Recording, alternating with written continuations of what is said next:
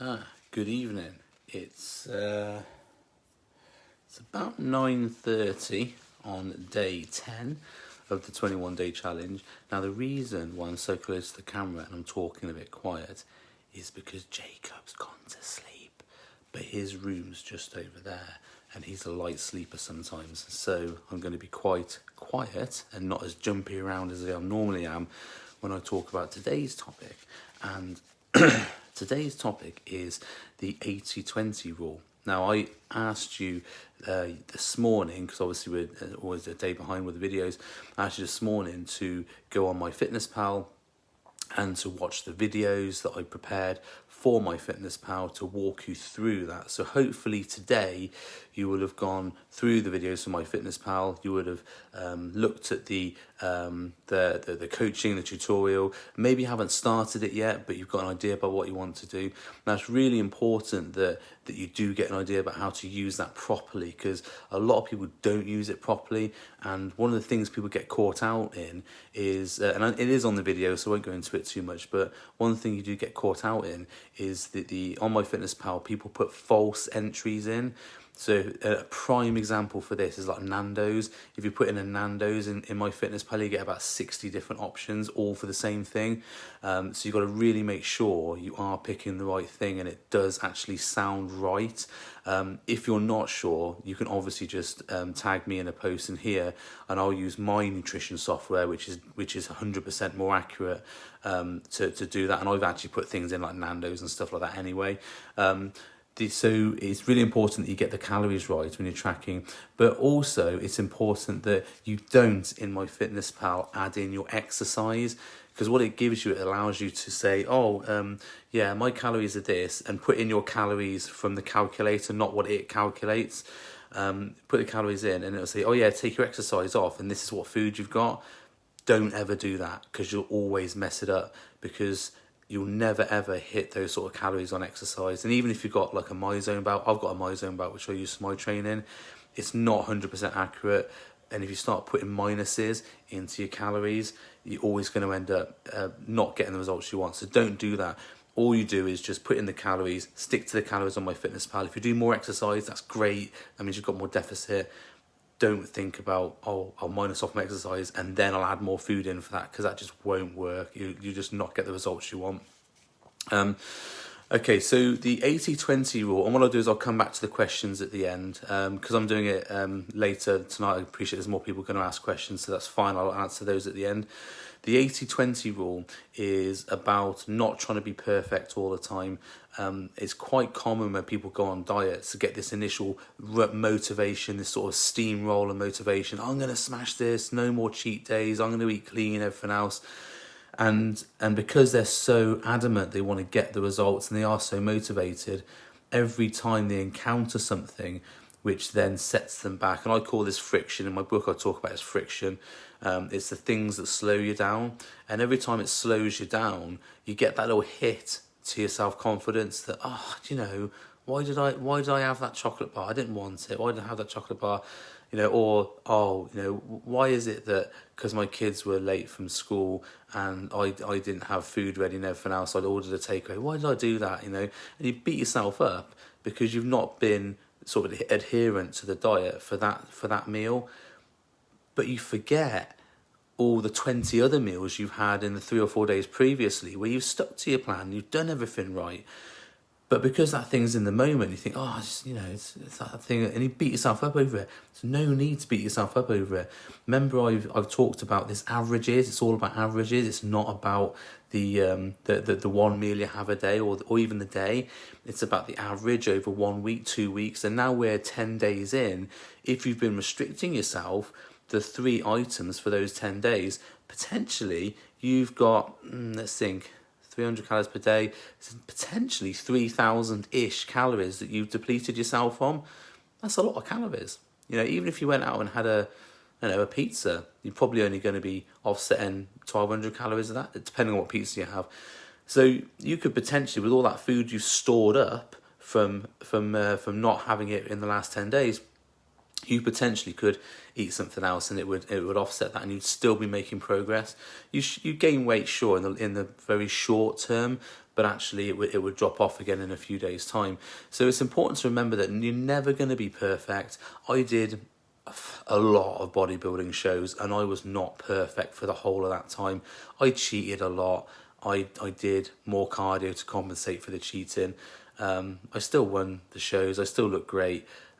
One year I stole Ellie, my daughter's Easter eggs, and ate all her Easter eggs about a week out from the show because I was so depleted and I was so hungry, and I was left in the house on my own with Easter eggs, and I just nailed her whole Easter eggs. Wasn't good. I had to buy her new Easter eggs and I had to deplete myself the following couple of days to make up for the calories. So yeah, so they were nice while they were being eaten, but not afterwards when I had to restrict myself even more, and buy her new Easter eggs. But the idea is I could have just beat myself up over it. I was a bit annoyed and upset, obviously I stole new Easter eggs, but I knew that if I compensated and I'd obviously done everything great, you know, a couple of weeks before and everything else, so it didn't really matter that much. I think I overate by about 2,000 calories, so that's pretty easy to sort out. So so don't beat yourself up if you go off plan. I always say to clients, we're looking for an 80-20 rule. So we're looking for 80% adherence, 80% good, 20% not so good. You know, you're going to have weeks where you're 90%, you're going to have weeks where you're 70%.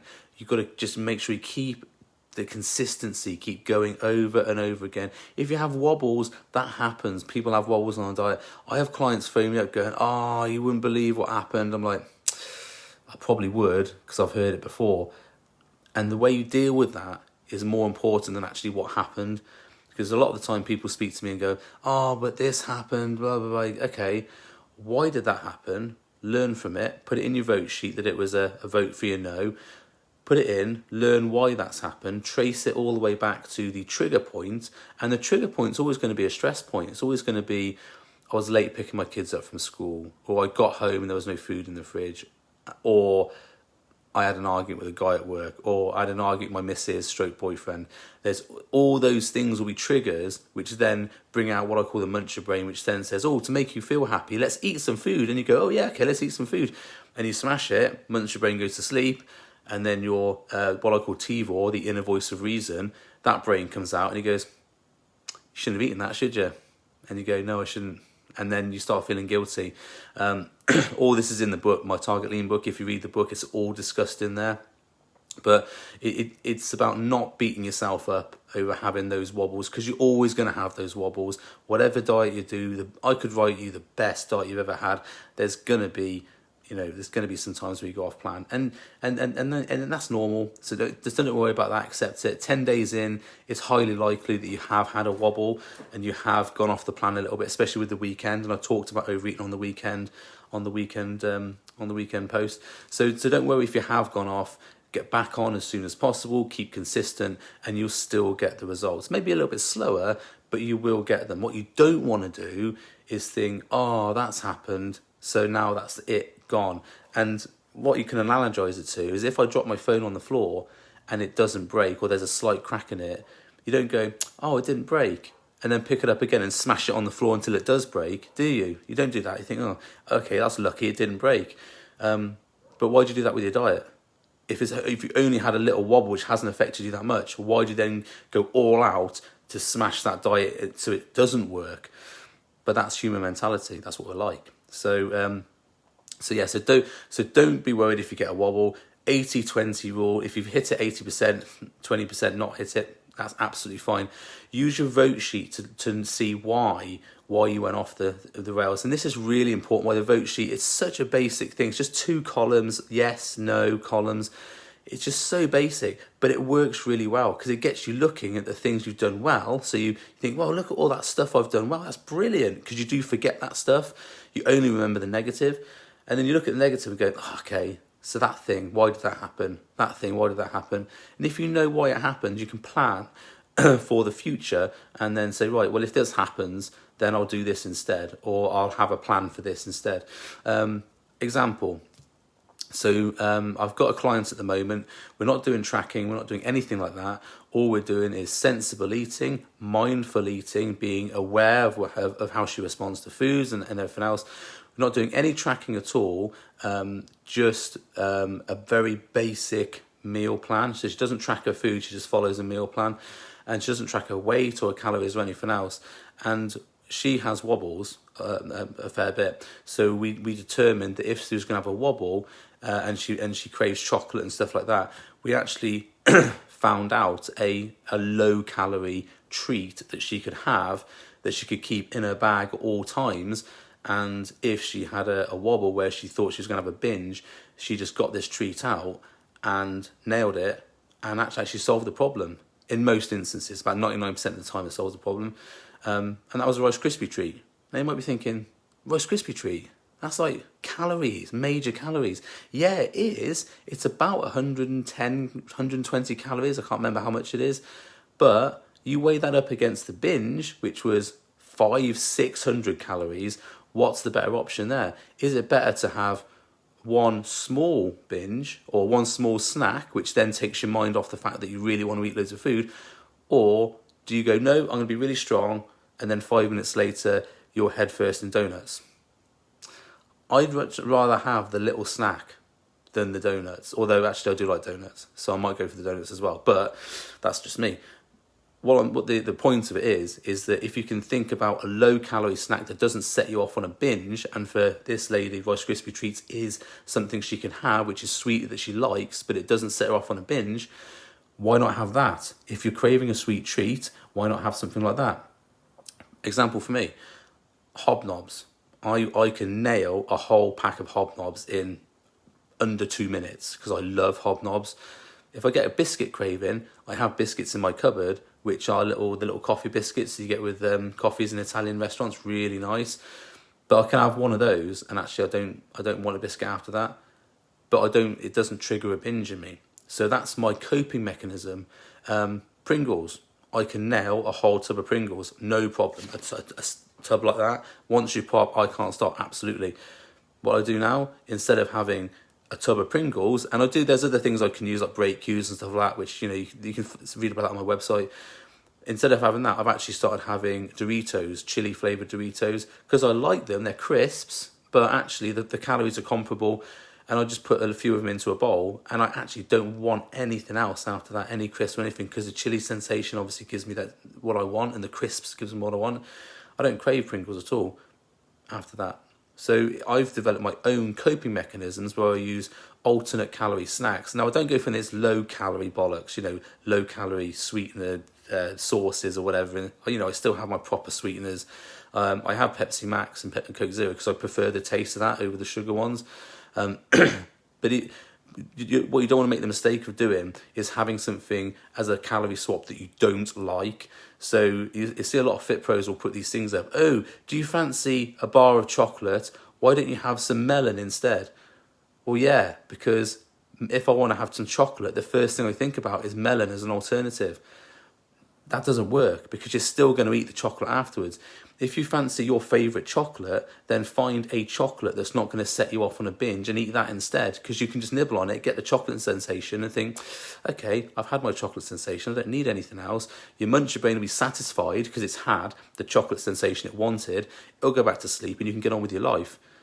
Or you can have your melon and then still eat a load of chocolate afterwards. Again, sensible swap, sensible alternatives.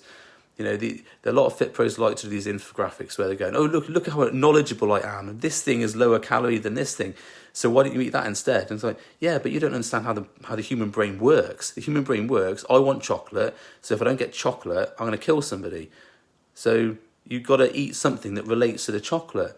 Now, there is ways of, so things like surfing the wave and everything else where you actually remove yourself from the situation, remove the craving and everything else. And that's all well and good if you can do that. And I do that as well, and my clients do that. Sometimes, though, you do all that and you still want your chocolate, you still want your biscuits, you still want your crisps. So it's important to have these layers of things that you're going to put in place. So the first instance, if you get a craving with something, you don't really want it, remove yourself from the situation. So go out for a walk, go out of your office or whatever until the biscuits, the crisps, the Haribos, whatever have been put back in the drawer so you don't have to see them. That's the first thing, remove yourself from the situation. Second thing is to make sure you've eaten or whatever before so that you don't like say really want it.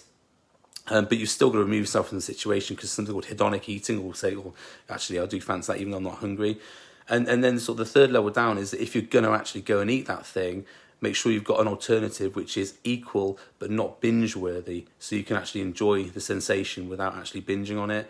Because if you don't, and you just think, oh, my willpower is going to save me, it won't in some circumstances, and you will just nail a whole lot. So it's really important to understand your limits when it comes to this. Yeah, we can be all nice and say, yeah, I'll remove myself from the situation. I'll have a fruit snack instead. Some of my clients do that. I do that sometimes, have fruit instead of sweets.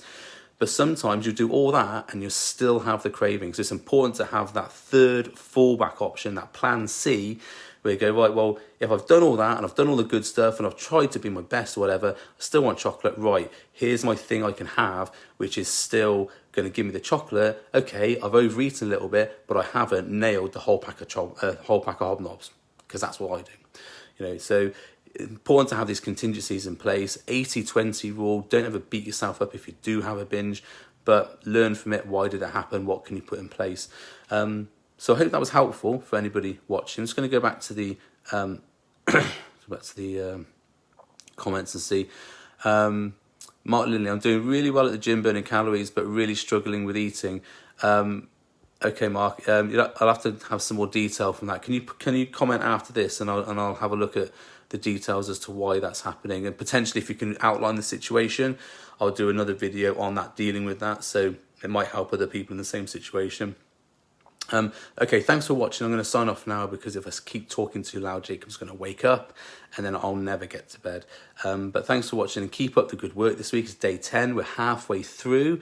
So if you've been doing your star chart, even if you've been getting one a day, you're still making a difference. But if you've done all that and you feel as though you're ready to take the next step, go to the MyFitnessPal tutorial on my website, bkmnutrition/MyFitnessPal. Use the calorie calculator first to work out your calories, bkmnutrition/calculator, and then get your calculator and calories, and then go into MyFitnessPal, set yourself up on MyFitnessPal.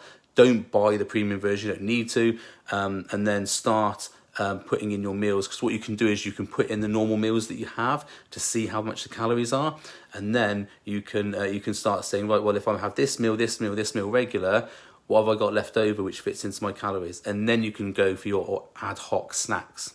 Okay, so we'll discuss that on another video. Okay, thanks for watching. If you're watching back, comments below. If you're watching on YouTube, comments below. And if you're listening to this on a podcast, send me an email or something. Okay, bye-bye.